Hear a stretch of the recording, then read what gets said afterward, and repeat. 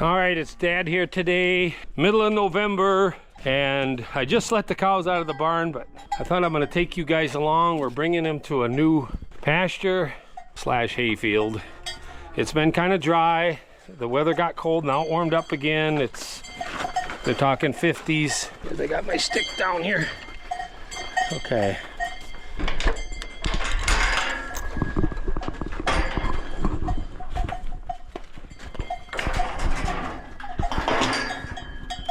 Boss!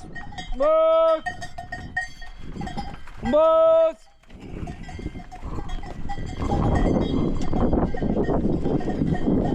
I gotta be careful so I don't get run over, because they can run. They know I'm taking them to something new. I never bluff them. When I call them, they know there's something good coming. Boss! And it's amazing how the heifers learn. We're gonna have to go on a quick walk. So I moved electric last night before dark, and then took another electric out. So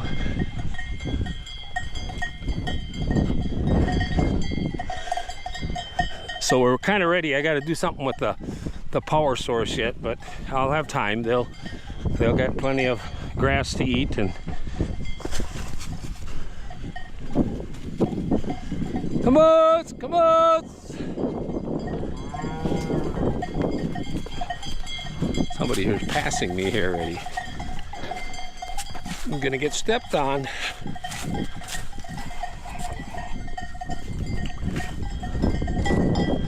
So I thought I'd take you guys along. I know there's some that like this, and you don't see this anymore.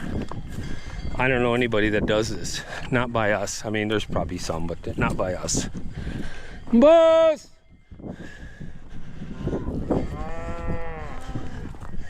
It's kind of neat because them old cows they get the young ones going. And it's a real neat thing to see the barnyard completely empty all day. Like they're all out in the pasture or field or wherever you had them go.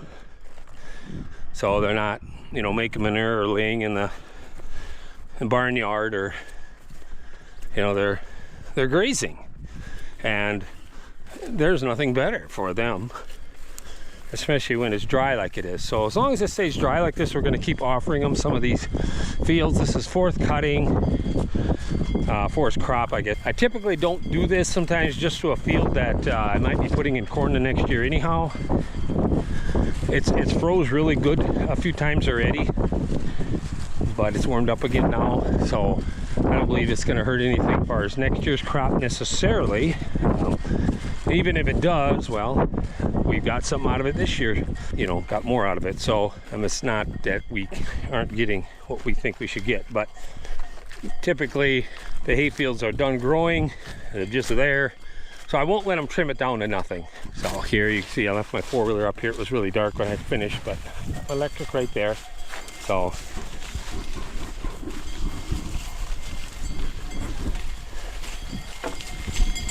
Boss! Boss!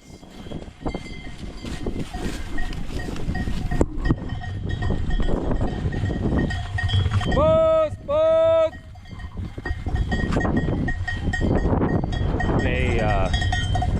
So we kind of got to go up and around, contour with the hill to get them to this spot. Otherwise, I'd have to send them right through my yard, between my buildings, and that would be a little more of a little more of a mess, besides with no fence there or anything. And this works good. So when they get filled up and it gets to be about 3:30, 4 o'clock in the afternoon, they come back down, they get water, and then I have the barn all prepped, all bedded, some feeds laid out, for the night. So they're in at night, and that's what makes this even better. They're in at night, so they're able to stretch their legs in the day, kind of like recess. It's just like your children. You just want them to go out and get that fresh air. And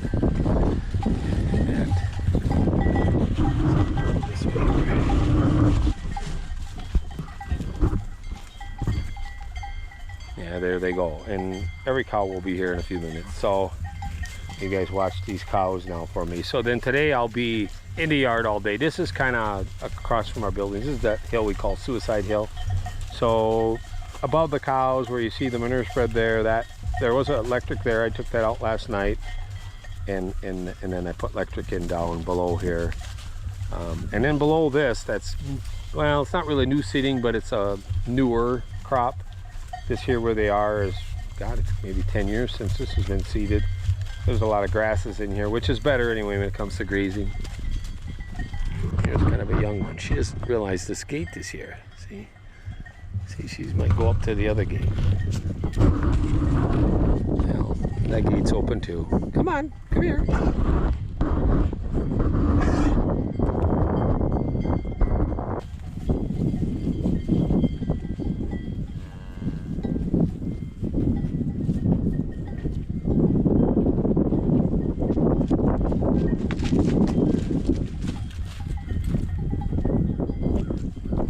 So it seems like the first thing they do is try to figure out where the perimeter is. They're not exactly super hungry. They were fed in the barn. We got to feed them in the barn. We don't know, what the value is in some of this stuff. And your milk cows, you got to feed them. So they're going to fill up a bit here. They'll run to the end and they'll graze their way back and lay down and then graze again about 2 hours, and then they'll come home. That's just how it is. They're gonna need water, but it's not. There's no flies, of course. They're running now, so and it's always interesting when you're home alone. Herd of cows gets out. You're kind of, it's not like it used to be. All the neighbors were kind of doing the same thing back in the day, I guess, the 80s into the 90s, and if there was some incident with your herd, everybody was kind of on your side about those things. It isn't like that anymore. There's just nobody left. Nobody's home. People work out other places. And the people that do live out here, they're non-farmers. They don't really understand what's going on. So that's the nice thing about living back in a valley here, where if they do get out or something isn't so, it's in your valley. It's not out near a highway or on somebody's yard or lawn or something like that. Yeah, so here I was going to show you my four-wheeler setup again. Some of you may have seen this before. This is 2 old disc blades with a pipe through it, and then this crank that's actually from a cultivator. It used to be on a big long rod, but would tighten the bolts on a cultivator for a farm roll. I know some of the old guys probably know what I'm talking about. And then this here rod too, that's part of the cultivator too. I think where the springs are, some adjustments on that. So I got this piece welded into this basket. There used to be a nut that threaded on here. Now that all got bad for me, but it kept tightening up, and I think I ended up losing it. I gave up on that. See the vice grip. What I need to do is drill a hole through that shaft and just put like a key in. I guess the crank will hold the vice grip some, but that works. We got it long anyway. I got it in our back. All our tools. But this is a soft wire, and being that this farm is crooked, it's not like you can just start on one end and just start pulling. You're going around and you're going up and down through dips, and it goes way past those cows, and then it kind of gradually goes up and over the hill and matches the fence that was in over here. So just a piece of this fence is still in way on the other end. And then, well, there's a gate that's open. And then I gave them this little strip up here, so about 2 acres. And then after 2 days, I took that out and gave them a 9-acre chunk up there. They were there for almost a week. There was a few really cold days in there. They didn't stay there very long because of that, on top of the hill with that wind. And then until it gets wet again, they can have this. This will probably be almost a week of this.